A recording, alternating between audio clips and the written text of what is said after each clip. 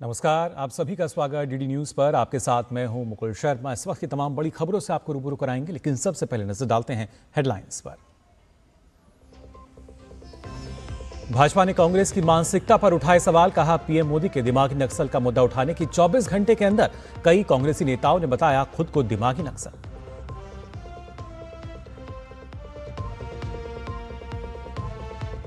झारखंड में छात्र आंदोलन का आज 24वां दिन। छात्रों ने दिया अल्टीमेटम, सीएम आवास के घेराव की चेतावनी। प्रदेश सरकार और छात्रों के बीच आज दोपहर बाद हो सकती है बातचीत।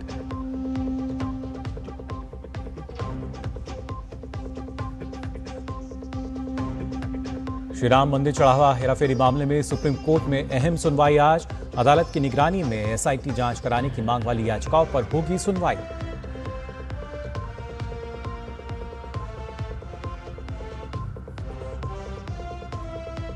रूस और यूक्रेन के बीच हमलों का दौर तेज। रूस ने रात भर यूक्रेन पर किए कई नए हमले।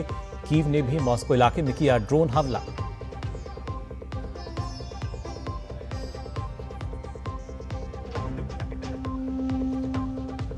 गोल्फ टेस्ट में श्रीलंका के खिलाफ भारत की स्थिति मजबूत। पहली पारी में श्रीलंका की आधी टीम पवेलियन लौटी। भारत ने पहली पारी में बनाए 462 रन।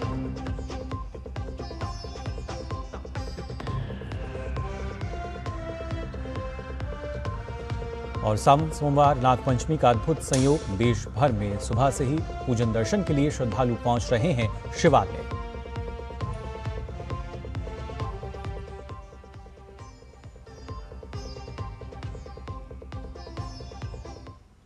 और आइए अब खबरें देख लेते हैं विस्तार से। आपको बता दें, दिमागी नक्सल को लेकर राजनीतिक घमासान जारी है। स्वतंत्रता दिवस के अवसर पर प्रधानमंत्री के दिमागी नक्सल वाले बयान पर कांग्रेस के वरिष्ठ नेता पी चिदंबरम की टिप्पणी पर बीजेपी ने पलटवार किया है। बीजेपी के प्रवक्ता सुधांशु त्रिवेदी ने कहा कि प्रधानमंत्री ने दिमागी नक्सल के विषय को उठाया, लेकिन मात्र 24 घंटे में ही किसके दिमाग में नक्सली दिमाग था वो निकलकर सामने आ गया। पी चिदंबरम कहते हैं उनको दिमागी नक्सली होने पर गर्व है। बीजेपी नेता ने इसे बयान को आधार बनाकर कांग्रेस से सवाल किया कि नक्सलवाद को लेकर पार्टी की वास्तविक सोच क्या है।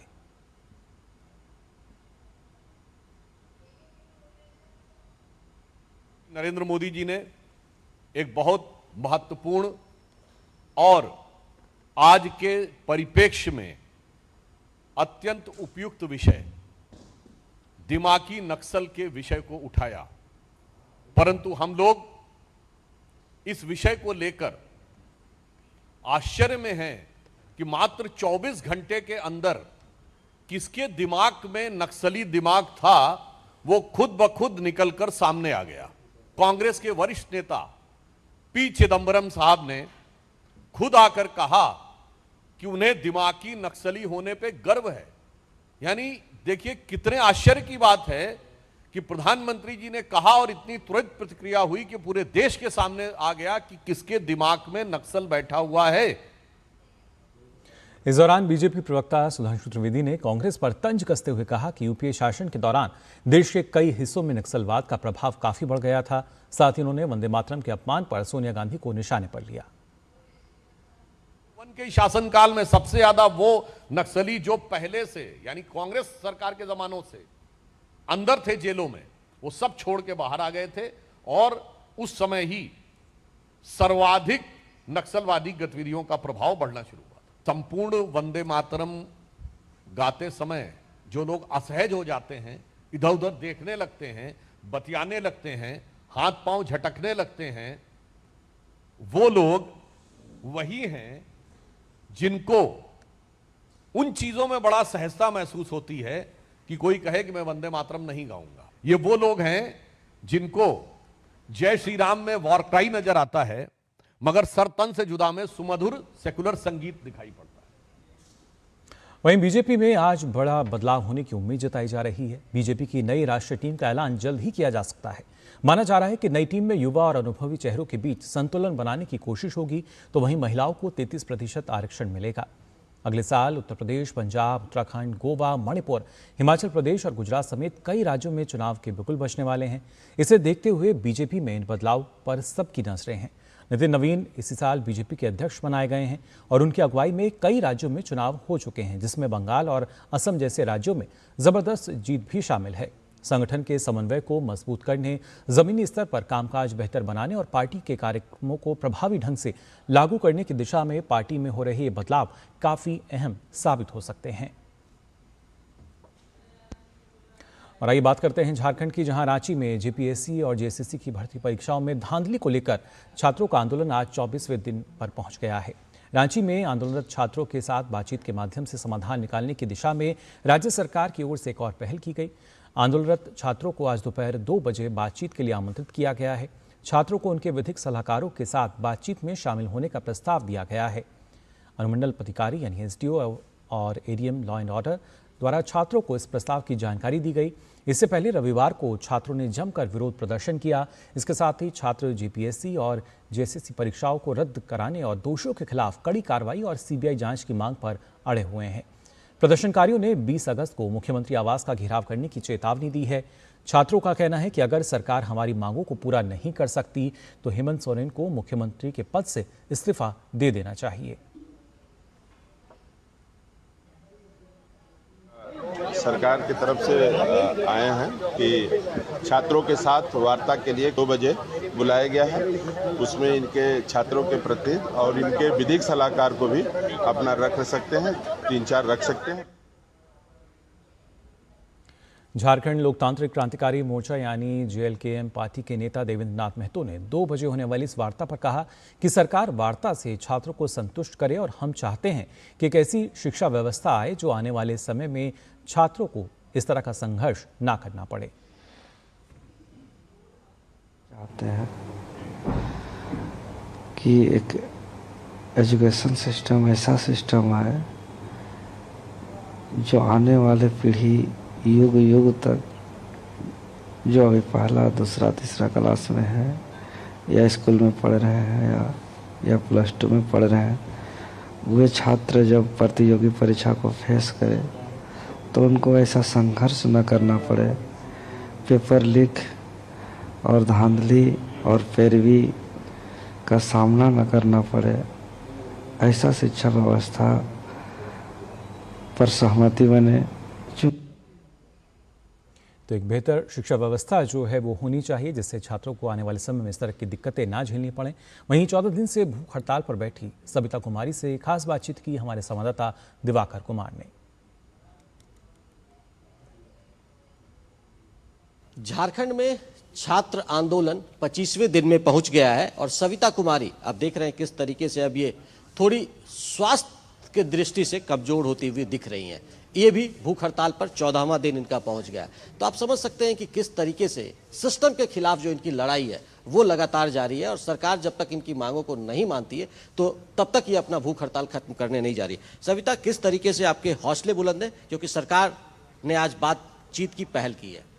सर, हमारा हौसला तो बुलंद है क्योंकि मैं झारखंड की बेटी हूँ और झारखंड में इतनी सारी वीर भाई लोग जन्म लिया है, जैसे सिद्धू कान्हू हो गया, फूलो झानो जैसी बेटियां यहाँ से निकली, अपनी आवाज़ों को बुलंद किया। तिलका मांझी जो अंग्रेज़ों से लड़कर अपना हक लिया है, उस तरह के वंशज हम लोग हैं। तो फिर हम तो अपना लड़ाई नहीं छोड़ सकते। जब वो लोग अपना जान गंवाने के लिए तैयार थे तो हम अपना हक, अपना शिक्षा लड़के क्यों नहीं ले सकते हैं। तो हम भी चाहते हैं कि इस लड़ाई में हम लोग सफल हो जाए। आज हमारा डेलीगेशन टीम सरकार से मिलने के लिए जाएगा। सरकार ने पहल की है कि हम मिलना चाहते हैं करके, जैसे यहाँ के डीसी वगैरह आके बोल के गया है कल शाम में कि आप लोग को बुलाया जा रहा है डेलीगेशन टीम को। तो हमारा डेलीगेशन टीम जाएगा आज मिलने के लिए। तो हम लोग भी चाह रहे हैं कि वहाँ से पॉजिटिव रिजल्ट आए, जिससे हम लोग का हंगर स्ट्राइक मेरा 14वां दिन हो गया। मेरा शरीर जवाब देने लगा। भले मन और दिमाग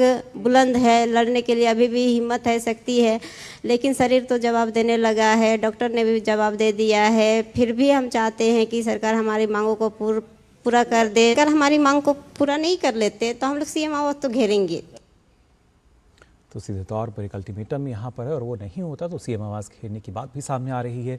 और साथ ही आपको बता दें, डीडी न्यूज़ संवाददाता ने जेपीएससी जेएसएससी रिफॉर्म मंच के प्रतिनिधि मंडल के सदस्य पीयूष सिंह के साथ भी बातचीत की।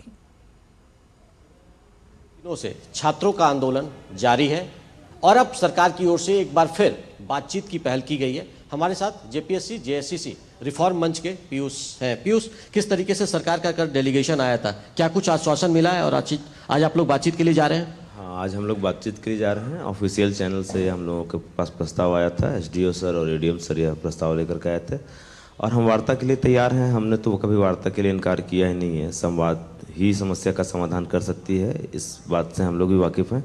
तो आज सकारात्मक सोच के साथ वार्ता करने जा रहे हैं। अब सरकार की मंशा कितनी गंभीर है छात्रों की समस्याओं के प्रति, यह समय देखने का आ गया है।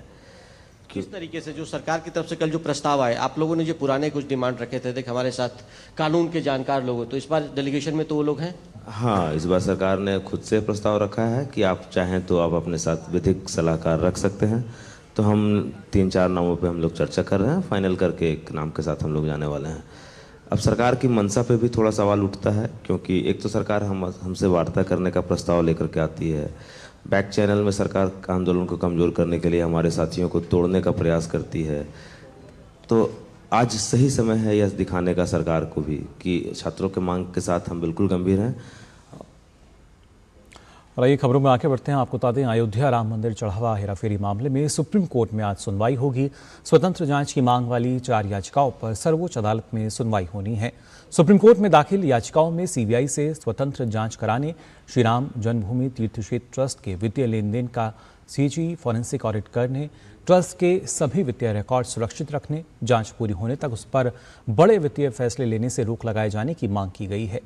सीजीआई की अध्यक्षता वाली बेंच ने पिछली सुनवाई में केंद्र, राज्य सरकार और ट्रस्ट को नोटिस जारी कर अपना जवाब दाखिल करने को कहा था। खबर बिहार की, जहां पर लखीसराय स्थित ऐतिहासिक अशोक धाम में सावन के तीसरे सोमवार को बड़ा हादसा हो गया। दरअसल बिजली के पोल में करंट की चपेट में आने से 7 श्रद्धालुओं की मौत हो गई, जबकि 6 से अधिक लोग गंभीर रूप से घायल बताए गए हैं। मरने वाले सभी महिलाएं हैं। इस हादसे पर राष्ट्रपति द्रौपदी मुर्मू, प्रधानमंत्री नरेंद्र मोदी और राज्य के मुख्यमंत्री सम्राट चौधरी ने दुख जताया है।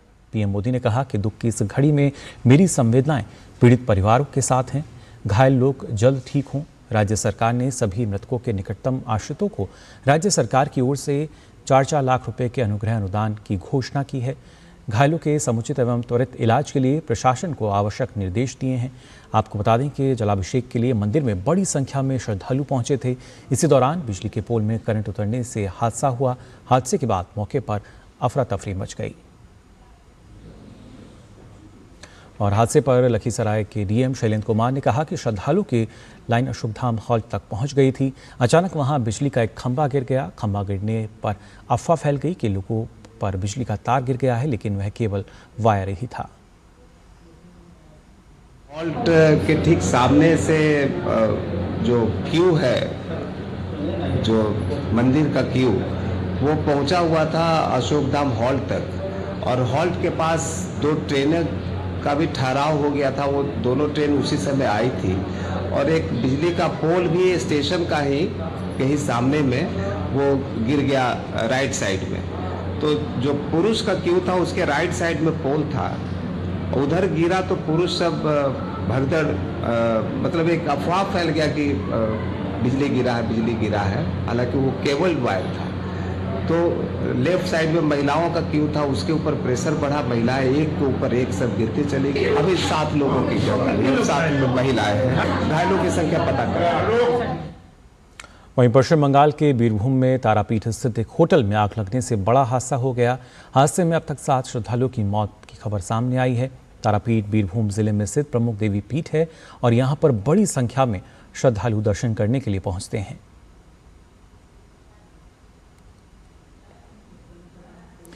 और आइए बात कर लेते हैं मौसम के मिजाज को लेकर। ओडिशा में बाढ़ का खतरा बना हुआ है।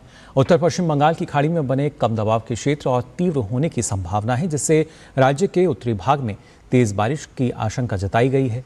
इससे ओडिशा में बारिश और बाढ़ का खतरा बढ़ गया है। मौसम विभाग ने बालासोर, भद्रक, मयूरभंज और क्योंझर जिले के लिए मूसलाधार बारिश का रेड अलर्ट जारी किया है, जबकि अन्य कई जिलों के लिए ऑरेंज और येलो अलर्ट जारी किए गए हैं। अगले 3 दिनों तक तेज बारिश जारी रहने की संभावना है। लगातार बारिश और बाढ़ से अब तक 5 लाख से अधिक लोग प्रभावित हुए हैं और करीब 947 गांव जलमग्न हो गए हैं। राज्य सरकार ने अलर्ट जारी करते हुए अधिकारियों की छुट्टियां रद्द कर दी हैं। वहीं ओडीआरएफ की टीम आपदा के समय लोगों को ज़रूरी मदद पहुंचाने में लगातार जुटी हुई है। इस बीच ओडिशा के मुख्यमंत्री मोहन चरण मांझी ने कहा कि राज्य में भारी बारिश से पैदा हुई बाढ़ की स्थिति पर सरकार कड़ी नजर रख रही है। स्थानीय प्रशासन पूरी तैयारी के साथ जमीनी स्तर पर मौजूद है और हालात पर नजर बनाए हुए है।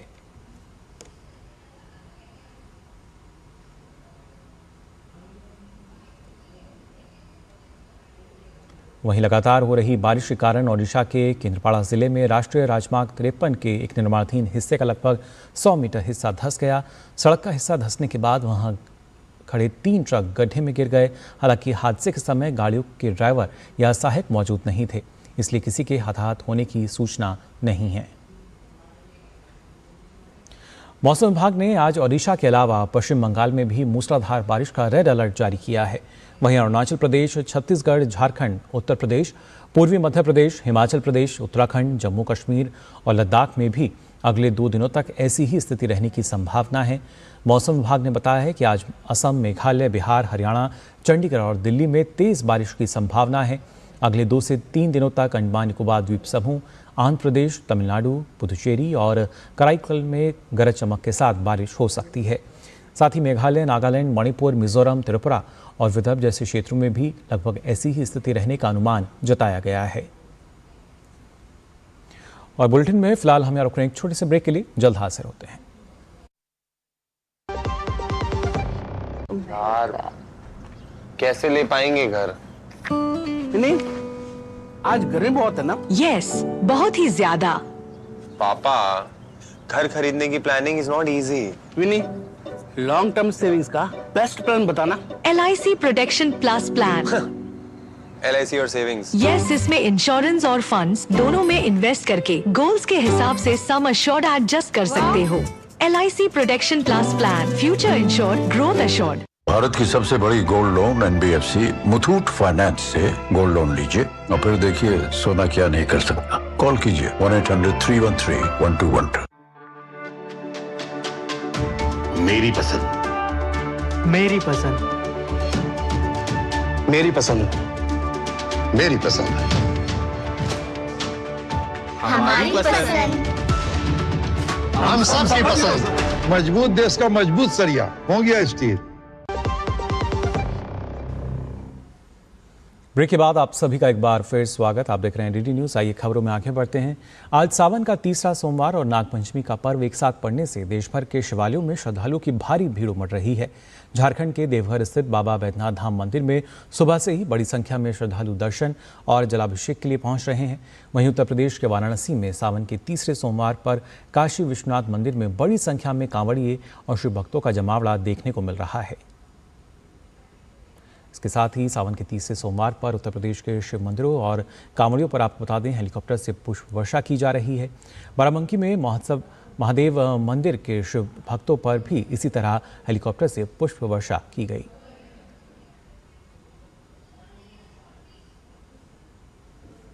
तो लगातार जो श्रद्धालु हैं वो शिवालयों में पहुंच रहे हैं और किस तरीके से उनका जो स्वागत है वहां पर पुष्प वर्षा के जरिए किया जा रहा है।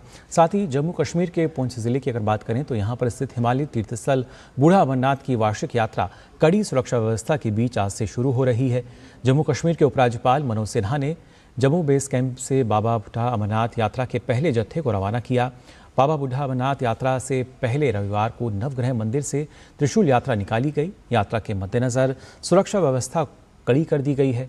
जम्मू राजौरी पुंछ राजमार्ग पर सुरक्षा बलों की तैनाती बढ़ा दी गई है और जम्मू से राजौरी होते हुए पुंछ तक कई स्थानों पर सुरक्षा अभियान चलाए जा रहे हैं। 12 दिन तक चलने वाली बूढ़ा अमरनाथ यात्रा 28 अगस्त को रक्षाबंधन के अवसर पर संपन्न होगी। हिमाचल प्रदेश के चंबा जिले की विश्व प्रसिद्ध मणिमहेश यात्रा 4 सितंबर से शुरू होगी। श्री कृष्ण जन्माष्टमी से राधाष्टमी तक चलने वाली इस यात्रा का समापन 19 सितंबर को होगा। हालांकि श्रद्धालुओं के पहुंचने का सिलसिला पहले से ही जारी है और यात्रा अवधि के बाद भी भक्त मणिमहेश धाम पहुंचते हैं, लेकिन प्रशासन ने आधिकारिक यात्रा अवधि 15 दिन तय की है। इस दौरान श्रद्धालुओं के लिए यात्रा मार्ग पर अस्थायी आवास, लंगर, मेडिकल कैंप, घोड़े खच्चर की सुविधा और हेली टैक्सी सेवा उपलब्ध रहेगी। इस वर्ष हेली टैक्सी सेवा की बुकिंग 25 अगस्त से शुरू होगी। श्रद्धालुओं की सुरक्षा को देखते हुए प्रशासन ने पंजीकरण अनिवार्य कर दिया है। प्रतिदिन अधिकतम 5000 श्रद्धालुओं का ही पंजीकरण किया जाएगा। यात्रा को सुरक्षित और सुचारू रूप से संपन्न कराने के लिए प्रशासन ने तैयारियां तेज कर दी हैं।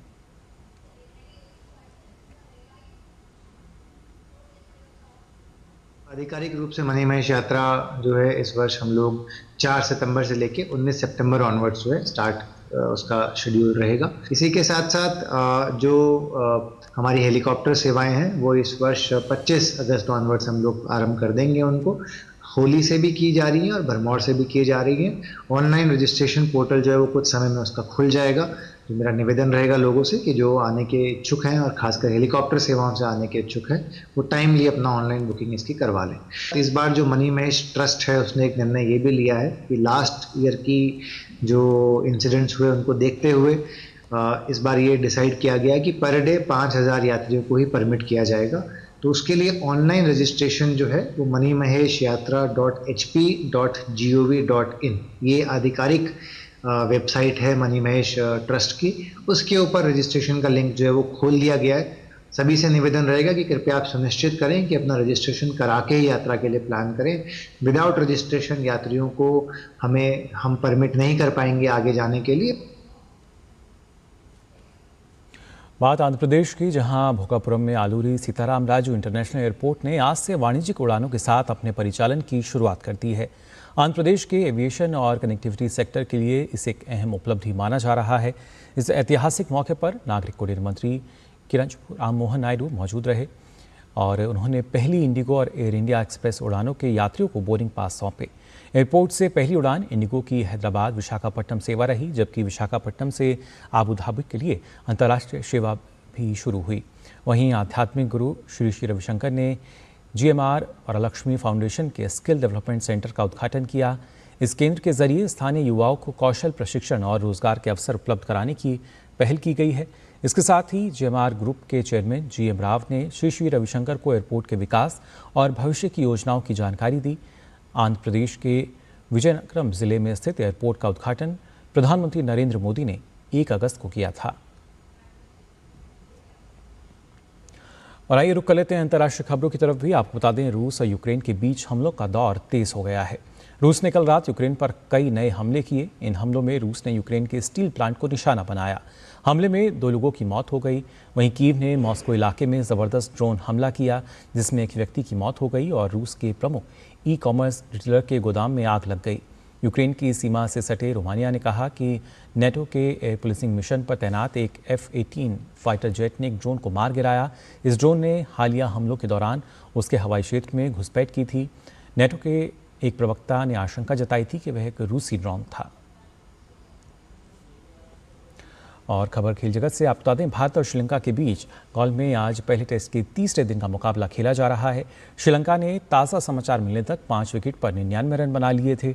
श्रीलंका की शुरुआत खराब रही। पहले ही ओवर में सिराज ने निशान फर्नांडो को 0 पर आउट कर भारत को पहली सफलता दिलाई। वहीं दिनेश चांदिमल 5 रन बनाकर आउट हुए। कामिंदु मेंडिस 14 और लाहिरू दारा 27 रन बनाकर पवेलियन लौट गए।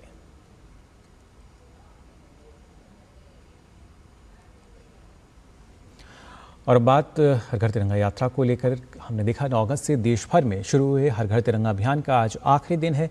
देश के अलग अलग राज्यों में निकली तिरंगा यात्राओं के जरिए लोगों से अपने घरों पर तिरंगा लगाने और राष्ट्रीय ध्वज के सम्मान का संदेश दिया गया। आप देखिए हमारी एक खास रिपोर्ट। मुझे दीजिए अनुमति। नमस्कार।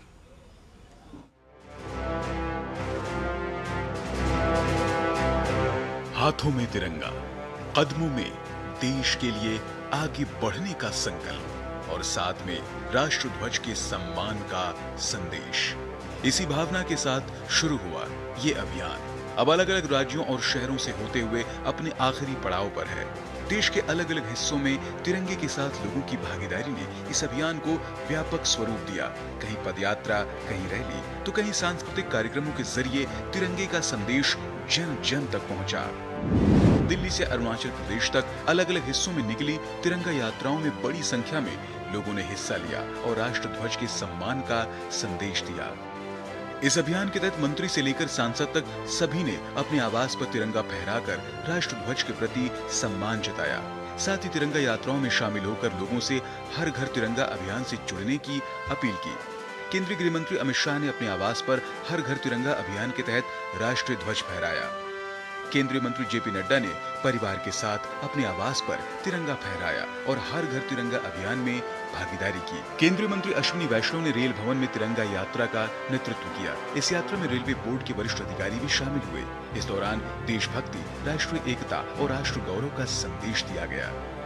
वहीं केंद्रीय मंत्री डॉक्टर जितेंद्र सिंह ने जम्मू कश्मीर के हीरानगर सेक्टर में अंतर्राष्ट्रीय सीमा पर तिरंगा यात्रा का नेतृत्व किया। दिल्ली में उपराष्ट्रपति सीपी राधाकृष्णन ने भारत मंडपम से सांसदों के साथ हर घर तिरंगा स्पेशल बाइक रैली को हरी झंडी दिखाई। इस तिरंगा यात्रा में बड़ी संख्या में सांसद शामिल हुए। वहीं कर्तव्य पथ पर बीजेपी अध्यक्ष नितिन नवीन के नेतृत्व में तिरंगा यात्रा निकाली गई। इसमें केंद्रीय राज्य मंत्री हर्ष मल्होत्रा, दिल्ली की मुख्यमंत्री रेखा गुप्ता और दिल्ली सरकार के कई मंत्री शामिल हुए। इस दौरान हर घर तिरंगा, हर मन तिरंगा के नारे लगाए गए। गुजरात के गांधीनगर में मुख्यमंत्री भूपेंद्र पटेल और बीजेपी प्रदेश अध्यक्ष जगदीश विश्वकर्मा की मौजूदगी में तिरंगा यात्रा निकाली गई। इस दौरान हर घर तिरंगा का संदेश जन जन तक पहुंचाया गया। यहाँ पुलिस विभाग की ओर से डेयर डेविल्स शो का भी आयोजन किया गया, जिसमें शौर्य और देशभक्ति का अनूठा संगम देखने को मिला। नक्सलवाद से मुक्ति के बाद बस्तर में बदली तस्वीर अब तिरंगे के साथ नजर आई। उत्तर बस्तर कांकेर में पहली बार भव्य तिरंगा यात्रा निकाली गई, जिसमें उप मुख्यमंत्री अरुण साव, विधायक आशाराम समेत हजारों लोग शामिल हुए। यात्रा में 92 फीट लंबा और 5 फीट चौड़ा तिरंगा खास आकर्षण रहा। हरियाणा में भी तिरंगे के सम्मान में लोग एकजुट नजर आए। कुरुक्षेत्र में मुख्यमंत्री नायाब सिंह सैनी के नेतृत्व में तिरंगा यात्रा निकाली गई, जिसमें बड़ी संख्या में लोगों ने हाथों में तिरंगा लेकर हिस्सा लिया। पूर्वोत्तर भारत में भी हर घर तिरंगा अभियान में बड़ी संख्या में लोग शामिल हुए। अरुणाचल प्रदेश के तवांग में जायंट बुद्धा स्टैच्यू से तवांग वॉर मेमोरियल तक तिरंगा यात्रा निकाली गई। 100 मीटर लंबे राष्ट्रीय ध्वज के साथ लोगों ने यात्रा में हिस्सा लिया और वॉर मेमोरियल पर शहीद जवानों को श्रद्धांजलि दी। वहीं अनीनी में भी तिरंगे के सम्मान में लोग एकजुट हुए। सीमावर्ती गांव कामुई में आयोजित कार्यक्रम में जनप्रतिनिधियों और बीजेपी नेताओं ने सेना और आईटीबीपी के जवानों को तिरंगे देकर उनका सम्मान किया। जम्मू कश्मीर में भी तिरंगे के सम्मान और राष्ट्रभक्ति की तस्वीर देखने को मिली। सांबा में हर घर तिरंगा अभियान के तहत तिरंगा रैली निकाली गई, जिसमें बड़ी संख्या में लोग हाथों में तिरंगा लेकर शामिल हुए। वहीं श्रीनगर के ऐतिहासिक लाल चौक पर सीआरपीएफ जवानों ने तिरंगा रैली निकाली। बड़ी संख्या में छात्रों ने भी इसमें हिस्सा लिया और हाथों में तिरंगा लेकर देशभक्ति के नारे लगाए। 9 दिनों तक देश के अलग अलग हिस्सों में तिरंगे के साथ कदम से कदम मिलाते लोगों ने देशभक्ति की मिसाल पेश की। दिल्ली से गांधीनगर, श्रीनगर से तवांग और कांगेर से सांबा तक हर जगह तिरंगे के सम्मान और राष्ट्र की एकता का संदेश दिखाई दिया। जगहें अलग, आयोजन अलग, लेकिन तिरंगा एक और भावना एक। Bureau report, DD news.